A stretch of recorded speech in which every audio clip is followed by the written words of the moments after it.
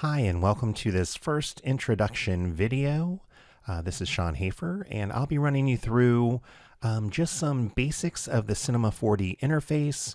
We'll talk a little bit about 3D space in general, and navigating and moving objects around in that space. We'll also get into some of the basics of primitive objects and general 3D workflow. So if you open up Cinema 4D for the first time, you might notice you have some of these icons or menu items have a yellow highlight. I find that really distracting. What that is for is it's highlighting some newer features. So if you've been using Cinema 4D before, when you upgrade, you would be able to see what features are new and what you might want to look into to see what are some of the new cool things that have changed. So I'm going to go ahead and turn mine off and show you how to turn them off. So we'll go over here to Edit, right up here, Preferences. So all of your preferences will be in this area. And then I'm going to just come down here under Interface, and then you can see there's this Highlight Features area. I'm going to take that and go down to Off. So now that will show no more of those overlays. There's another thing you might want to change. If this is a little too dark for you, you can always come in here to Scheme under Interface and change that to light. So I think that's a little too light for me, but different strokes for different folks. You might want to use the light interface, so go ahead and change that if you want. But I'm going to go ahead and back to dark. And then you can just close that out by hitting your little X up there. And now we're into just our normal interface. Now, if you've been playing around in Cinema and maybe you've got some windows moved around and things are open and closed, you can always just come into Layout and just go to Standard. And that should reset all your windows back to this sort of standard layout that you could use. And we'll use this layout as you get more familiar. You'll probably want to customize it to your tastes. So I'll go ahead and use the standard for all of our training videos, but as you change it, feel free to do whatever you need to do. You could always jump back to standard and follow along, and then jump back to your saved setup for your own work and use. Okay, so let's talk a little bit about our interface here. So as you see, we've got some menu bars up here. We also have a series of icons. These run us through different transformational and translation objects such as move, selection, move, scale, rotate. We've got our axes, X, Y, Z, which we'll talk about in just a second. Here we've got a coordinate system, which again we'll hit in a second. These are our render objects or options. We've got our primitives menu, spline menu, subdivision surface, and all of our NURBS objects here. We've got some other objects here as far as spline creation tools and various other things we'll move through. Environmental objects, our cameras, and our lights. Right here in the center is our general sort of viewport. This is how we'll view this 3D world on our 2D plane that is our screen. So as we move through things, we'll get into how to move around in this space. Over here, we've got our object manager, and you'll see sometimes there'll be tabbed interfaces over here. So you can see object managers is the main one here. Then there's takes and content browser.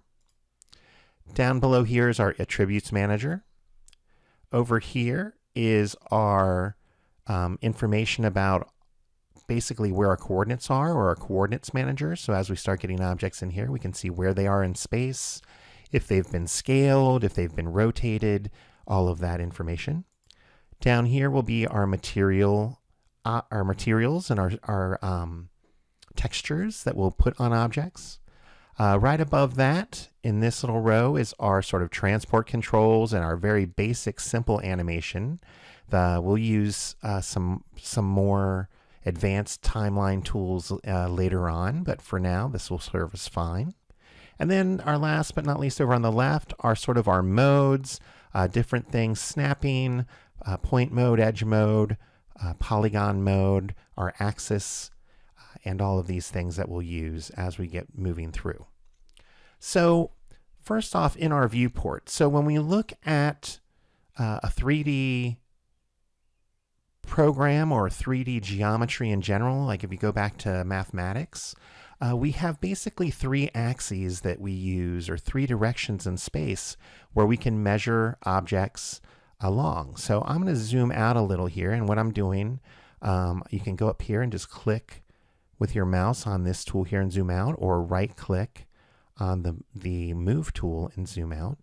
But I'm just going to zoom out so we can see these 3 axes, these arrows that are showing us our direction. So I'm going to go up here and create a cube by clicking on this object. And we can sort of see, now again, we get another little axis on our cube object here. And once we create a cube, we have, if we select it, so you can be in your selection tool or your move tool, either one. But if you select it, you can see you get an outline around it. That orange outline tells you that's been selected. You'll also see its axis, so its local axis, telling us, you know, here's our axes. You've got the cube then shows up over here in our object manager. You can see when it's selected, you also get all of its attributes down here in the attribute manager, things you can change. And then over here, now we can see we have some coordinates in the coordinate manager. So it tells us right now the size of this cube is 200 by 200 by 200 centimeters.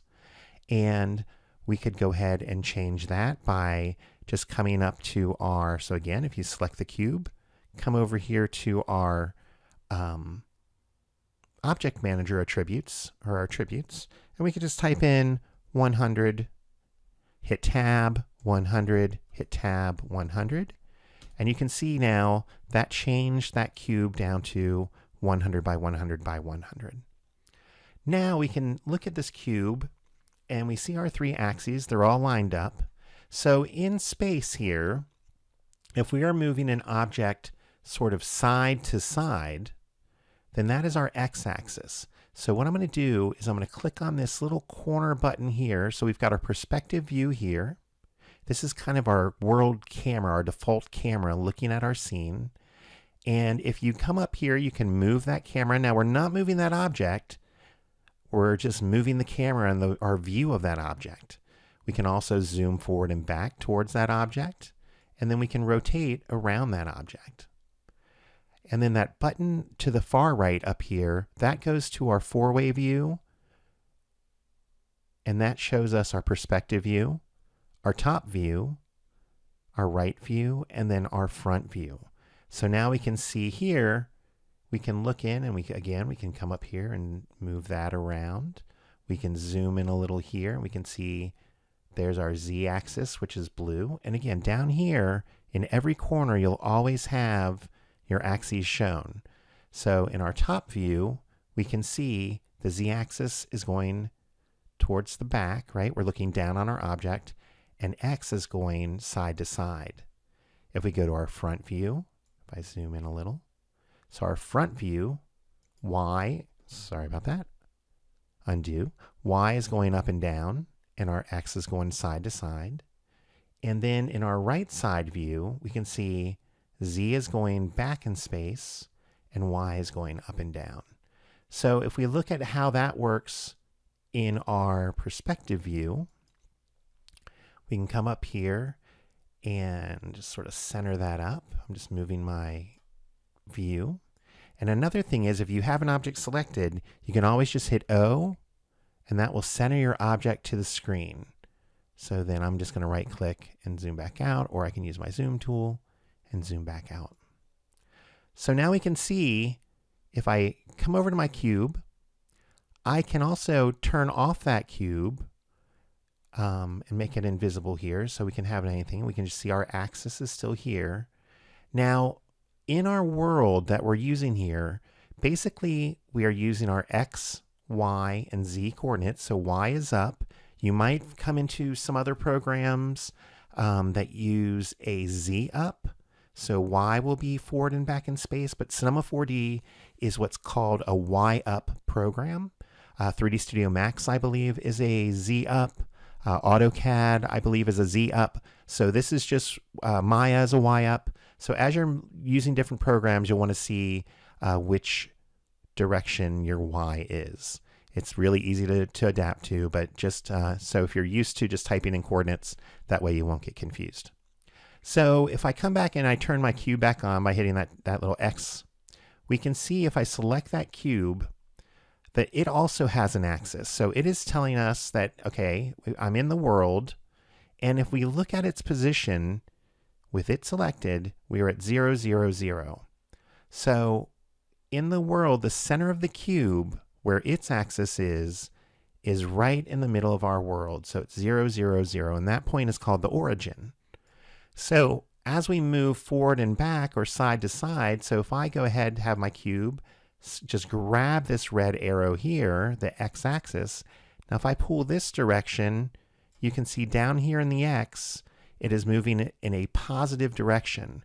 So if I type in 150, it has moved 150 centimeters in a positive direction away from the origin. If I would come in here and change that to negative 150, you can see it's moved to the other side in that negative direction from the origin, so to the left. So we can see that change down in our coordinates manager down here. All right, and anytime you want to get back to the center, you can just hit 0 and then make sure you either click apply or hit enter.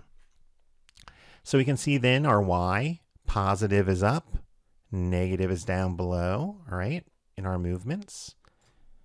And I'll undo that. And then we can see in Z, same things. Away from us or moving forward away from us is positive, and moving towards us is negative. So those are just some XYZ things to remember. You might also hear this referred to as the Cartesian coordinate system. It was developed by French mathematician Descartes, and we've been using that in mathematics and 3D stuff and drafting for hundreds of years. So we've got that going for us. All right, so I'm going to go here, 0, 0, 0.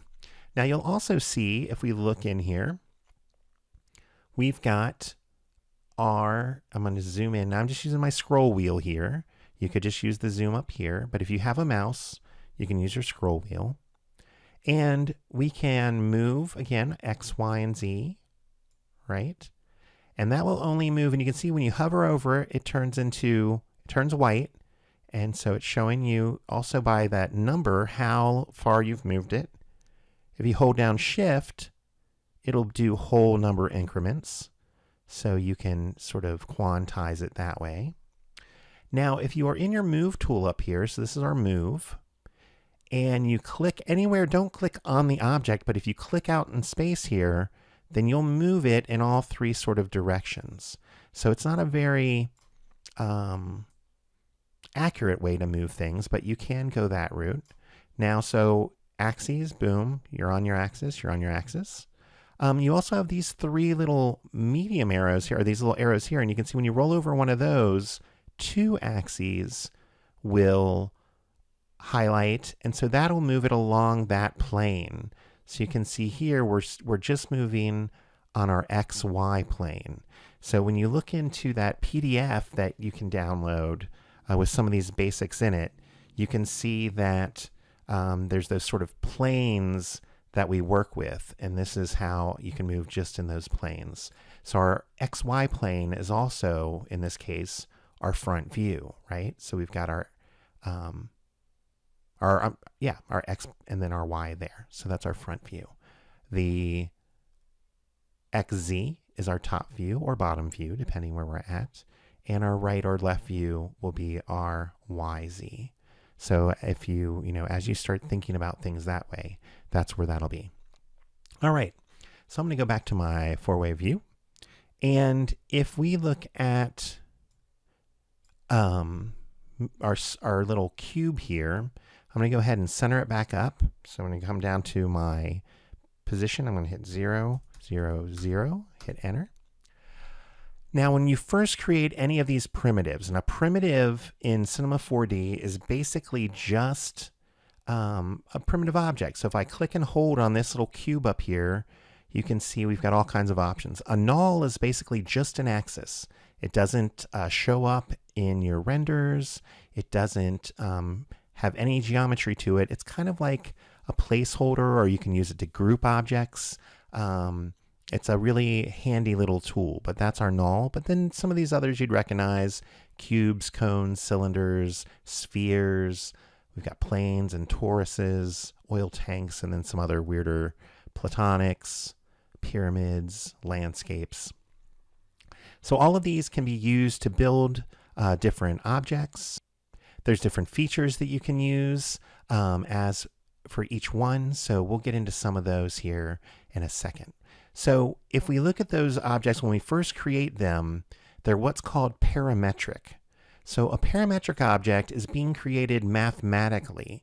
So if you want to think about it in terms of sort of Illustrator versus Photoshop, a parametric object is sort of your Illustrator vector version, where it's all created out of math, right? And it stays smooth as it gets larger, et cetera, et cetera. Whereas our polygonal version or editable versions that we can create are more like a raster or a Photoshop version, pixel version, where you have a set of divisions or pixel type things or subdivisions.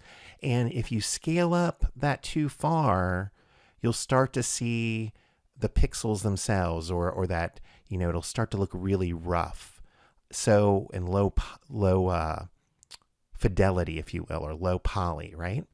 So in this case, we're going to go ahead and look at our cube, and I'm going to go up here to my display. So up here in the top view, hit display, and then go to Gouraud shading lines. You can also do that by hitting the in key, and before you do anything else, don't go for it with your mouse, because these are just for keyboard. So if you hit in, then you can see our options, and you can hit B now, and that will put you in that same mode, Gouraud shading lines. Now what you can see here is we now have some lines drawn on our little cube. Now this cube by default is being calculated off of its center point. So if I come in here and try and scale it, so I'm going to grab the scale tool, and with scale, you can do your same axes thing. So if I click out here first and just scale, you can see it's scaling the cube, and there's our size changing. But like move, where we could grab one axis and scale and move in one direction, if we try and scale in one direction, it's not going to work. And the reason is that right now this is being calculated off of its center point, right? Off its own sort of local origin. And it's just calculating based on length times width times height for that sort of volume of a cube.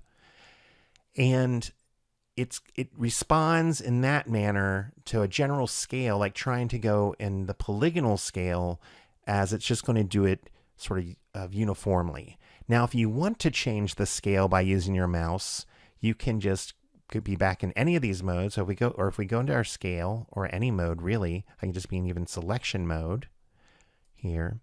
But you can grab these orange dots. So you can see here I'm scaling just in the Z, here I'm scaling just in the Y.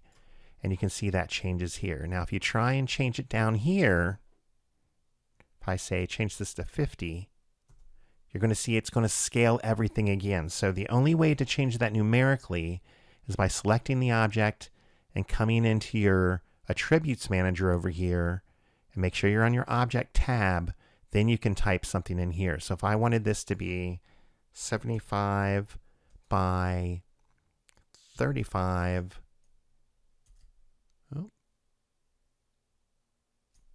by 35 by 20, I could do that, and now we will have those change individually. So with a parametric object, anything you want to do that's not uniform has to be done in the attributes manager. Now right now we can see that I changed all these attributes, these sort of X, Y, and Z size, to 75, 35, 20. But then over here we've got our segments are 1, 1, and 1. Now those segments are, you can think of those as resolution in a way. If you think about a an image. So the more pixels you have, right, the higher density it is, the more detail there is. So if I come in here and change my segments, now I can either type it here to maybe 3, and you can see now I've got 3 subdivisions or segments across my X. 1, 2, 3. Or you can come in and click these arrows or drag these arrows to get more subdivisions. So if I needed more subdivisions, I could just come in here, right, and get those subdivisions. Now, where those come in handy are for later on when we want to edit shapes into something that's not just a basic, cube or cone or sphere. Also, if we need to manipulate them, like bend them or squash them or stretch them, we need that sort of resolution or those higher polygon counts to make sure that we can do those. So each one of these sort of individual rectangles inside is a polygon. So that is what is actually rendered when we render. So when we talk about 3D, so what we do is basically we come in, we create our objects or model different objects. We might light those objects so that we can get some realistic shadows and lighting effects, set a mood. Then we would go in, we could texture those objects. So if I come down here and double click in this little area here, my material manager, you can see it creates a material. And I can just come in here, double click it, and I could change the name to, maybe I'm going to call it green. And then if I click on this color tab right here, I can come in here and just set a green color, or I could type in my HSV. I could hit RGB if I want to set my RGB values. There's lots of different things we can use here.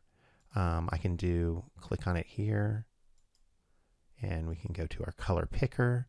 However you want to get to it, we can do that.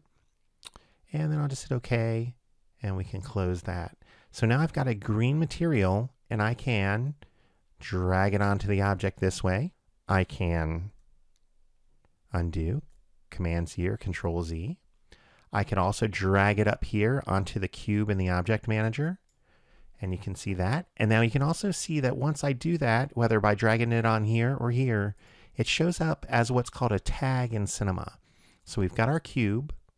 Next to the cube, we've got sort of what layer it's on.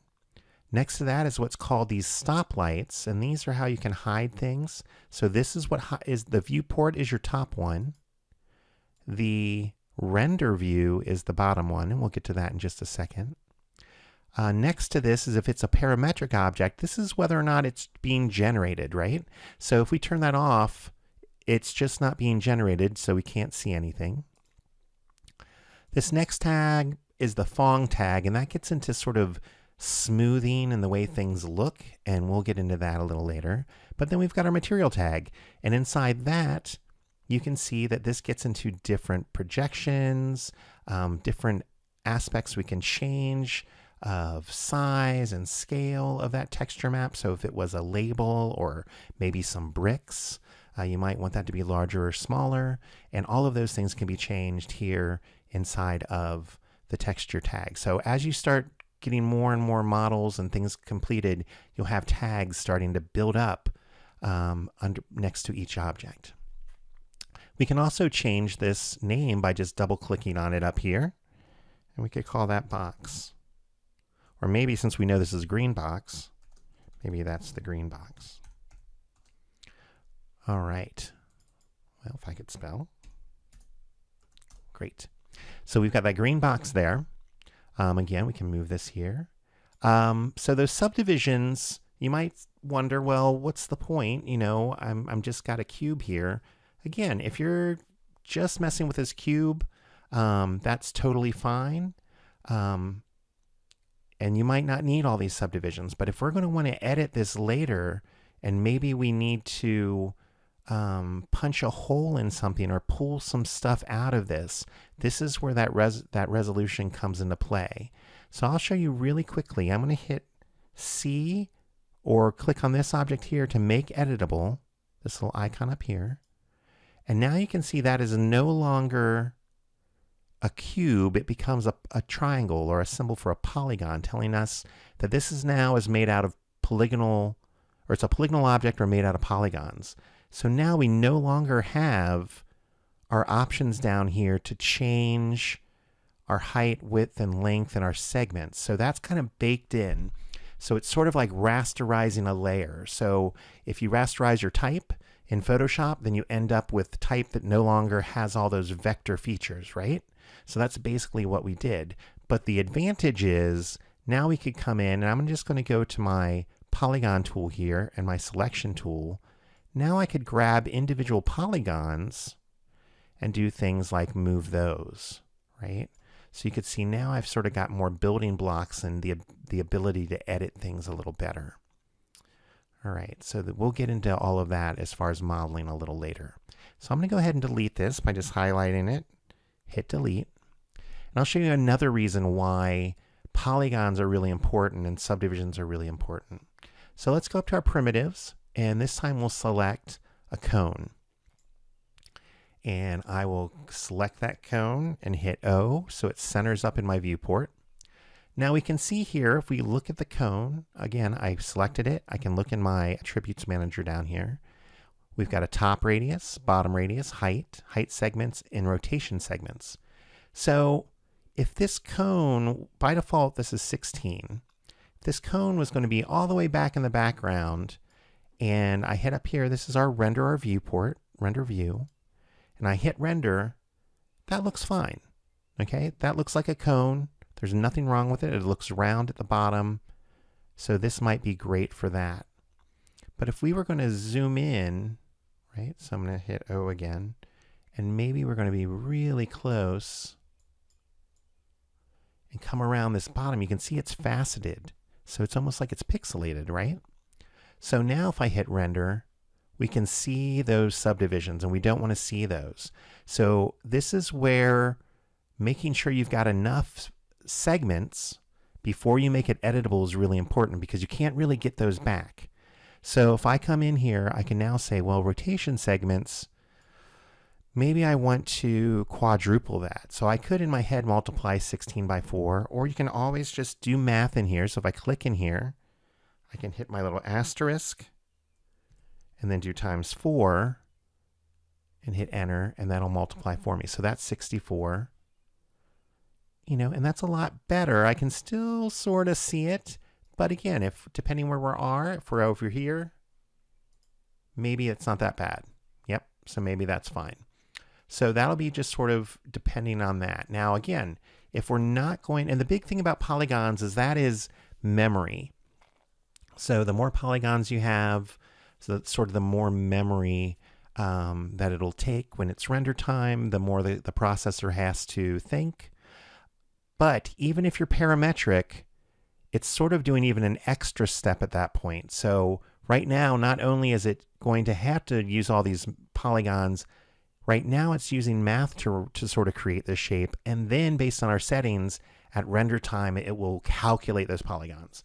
So there is an advantage to making things editable. It does speed things up a little, but just make sure that you either have a backup in case you need to go back and edit, or you really know those are the segments you need. So on this cone, the same kind of thing. Other options that are in here.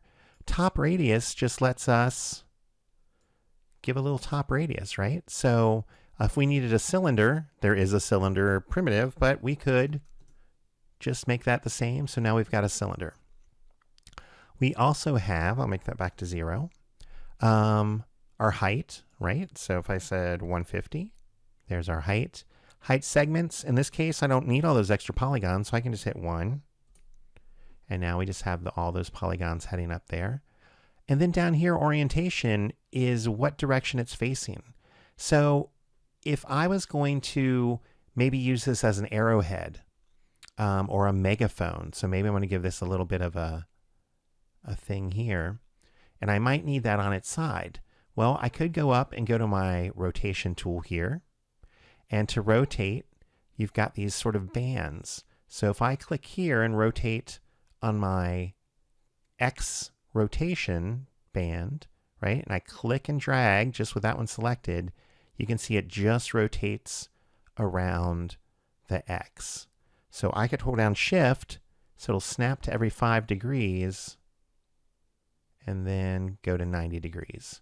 And you can see, if I click on my cone, and I'm up here on my object, sorry, I wasn't on my object tool, you can see right here we're at -90. Now, then I could do all my stuff, but if we go back to move, you can see now our axis is not lined up with the world. Our Y is on our Z, and our Z is on our Y. So that may or may not be an issue, but when you start getting into animation, it can cause some confusion. So if you're doing a parametric object, let me go ahead and take that back to 0.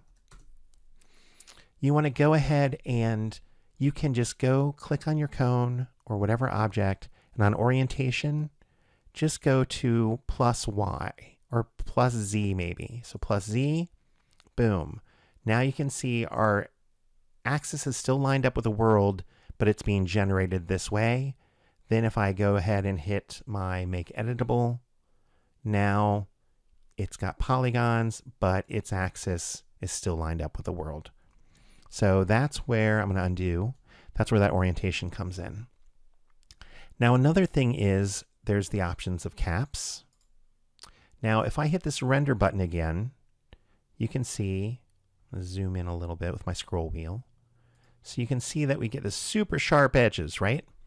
Now in the real world, the only things that really have edges that sharp are razor blades or, very, very sharp pieces of like metal.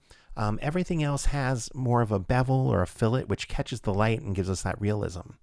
So inside of Cinema, you can add that with caps, or sometimes there'll be an option for a fillet. So in the cone object, if we go to our caps, we can turn those on or off first. So here they're off. If I rotate around, we can see through it now. Be great for a lampshade, maybe. If I turn those back on, I can turn on. I've got a fillet on the top and bottom.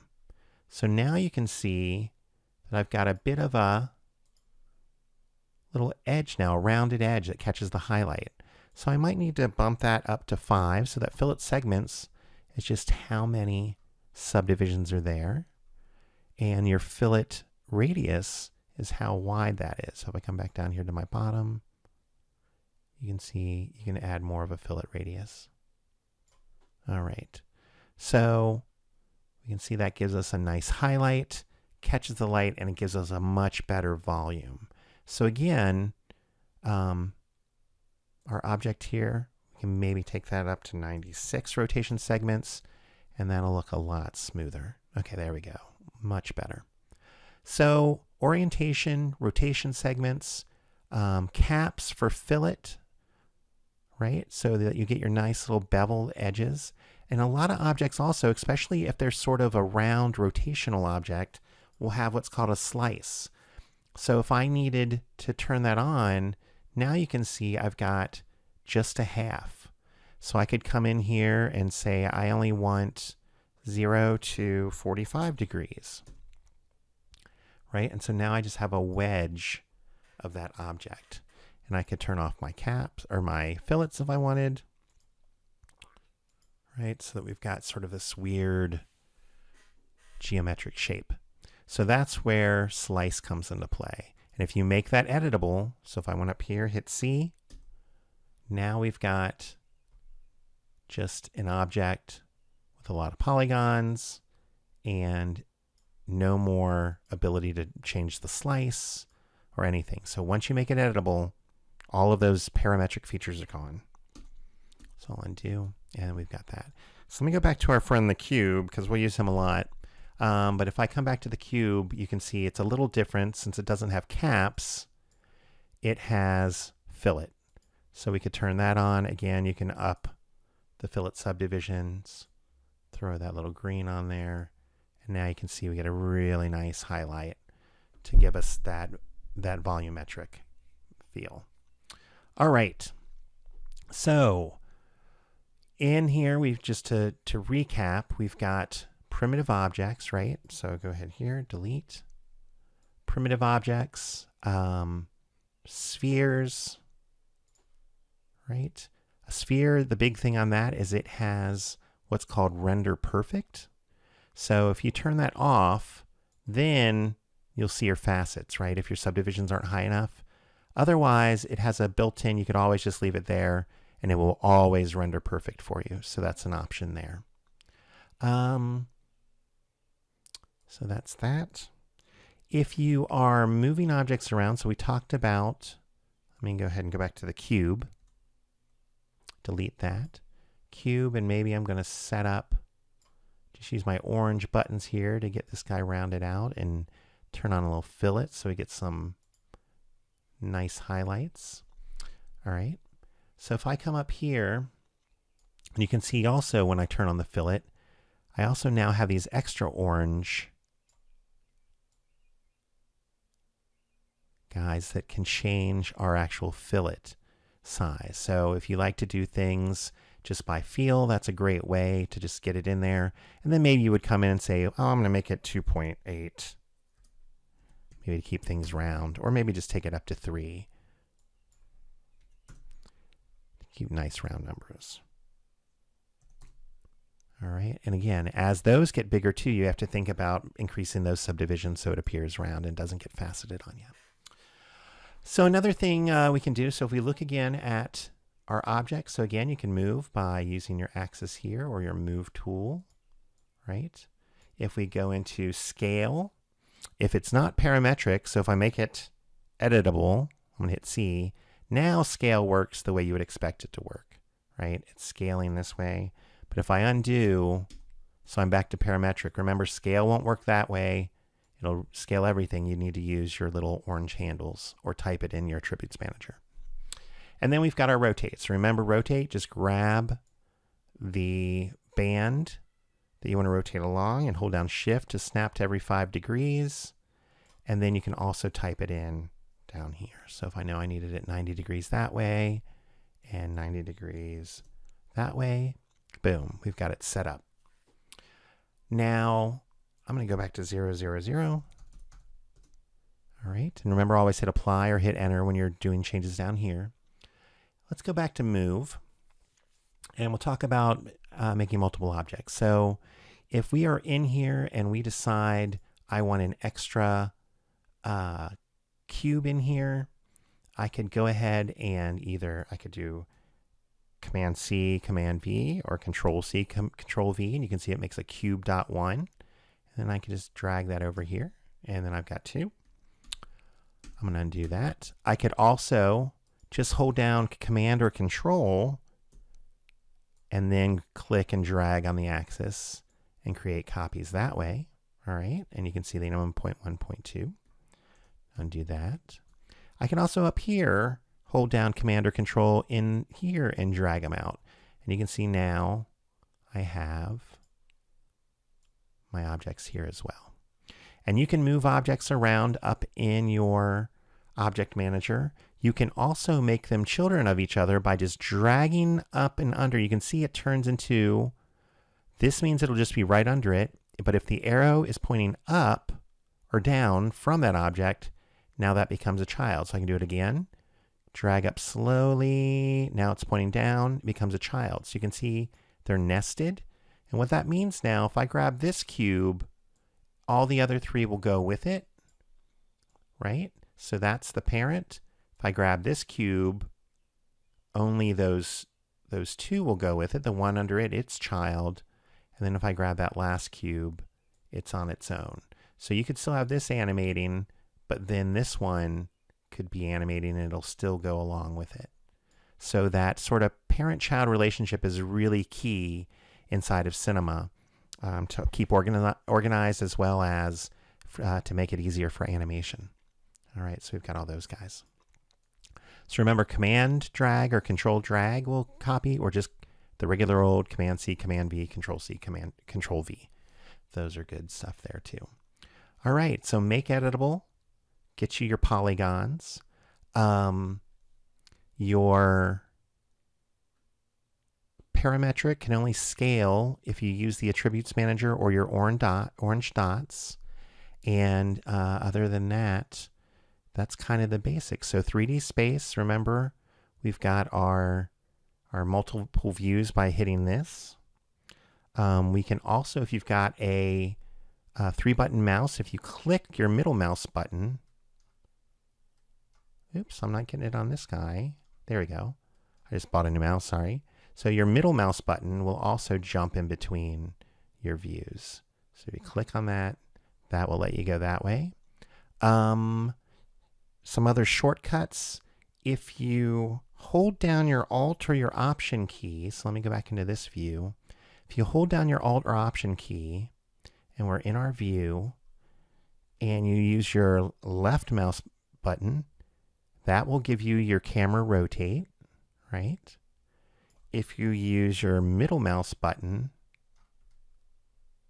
it will give you your sort of dolly side to side, right? Your move. And if you hold Alt and then hit your right mouse button, it will give you your zoom. So that's another way to do these same things up here, right? So middle mouse button is this one. Alt left is rotate. Alt middle is move. And Alt right is zoom. Okay. Then you can also use 1 and your left mouse button. 1 is move, 2 is zoom. Hold down 3 and your left mouse button, and that's rotate. So that's always 1. So those are some great shortcuts. Also for your tools up here, your move, your rotate, and your scale, you can kind of think about, you can use E for move as a shortcut, R for rotate, and T for scale. So I like to think of transform. E, R, and T are also some shortcuts that way. So I talked a little bit, we're going to wrap this one up here shortly, but so just coming in, creating objects, primitives. Remember that you can come in on any of these, change your subdivisions. To see those subdivisions, you want to make sure that your display is set to one of these with lines, right? So if we're just in the shading, we won't see the subdivisions at all. To render to the picture or to our normal screen, you can hit this first render here. If you hit this next one over, that'll render it out to a picture viewer. And so from here, you can actually save your picture, save your image. So File, we can say Save Image As, and it'll give you all your options as far as TIFF, PNG, JPEG, etc. You also can change the size of that render by going into your settings here. So if we click on Render Settings, Save, or if you know automatically what you want to call it, you can put a file name in here and pick what you want, so a PNG, etc. You can also save with an alpha channel for compositing in Photoshop or in After Effects. That's really great, and we'll get into that later. You can also set your output, which is your size. So by default here, I'm at 1280 by 720. There are some presets, right? So you can run along here, or you can enter in your own. You can lock the ratio if you want that 16:9. You can change your DPI. So by default, we're at 72 pixels an inch, but if you knew you needed it 8.5 by 11, you can always enter that in and do 300 DPI, so it renders out at the right size. And then if you're doing animation, here is also where you would say, well, I'm rendering the current frame, or I can render all frames or a preview range, right? Or a manual range of frames. So we'll get into that a lot later, but those are sort of your options there for rendering. And then saving files, you just go up to File, Save As, and then save that as, you know, whatever you want to call it, and that will be a .c4d file.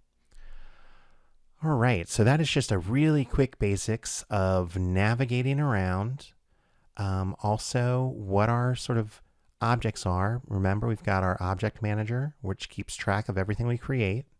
We've got our Attributes Manager that lets us edit some of those attributes of those objects. We've got our Coordinates Manager, which lets us change where things are in space, scale of things, rotation.